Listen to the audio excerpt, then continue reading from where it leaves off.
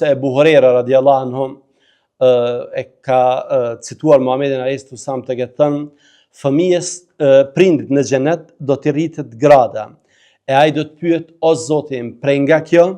Atëherë Zoti do t'i thotë, fëmia është lutur për ty. Pra kur njeriu të vdes dhe kur t'i ngriten gradat, ai do t'i interesohet se prej nga çfarë ka ndodhur, dhe do t'i thuhet se fëmia është lutur për ty.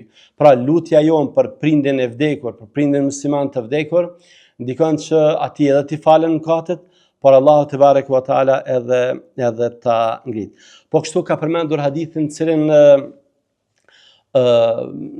përshkruhet se pas vdekjes së njeriut janë 3 rrugë, janë 3 mënyra në të cilat njeriu vazhdohet sevapi për veprat e tij edhe pas vdekjes.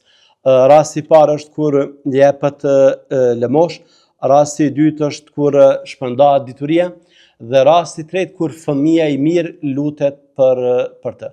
Pra lutja në të dyja hadithet konfirmohet si mënyrë për të cilës prindi përfiton pas vdekjes. Po kështu Imam Buhariu ka përmendur se një hadith tjetër transmetuan nga Ibn Omeri, Allah qoftë i kënaqur me të dy, mirësjellja më e mirë me prindin pas vdekjes është që ti respektohen dashamirët e gjallë. Pra respektimi për prindërit është forma të ndryshme.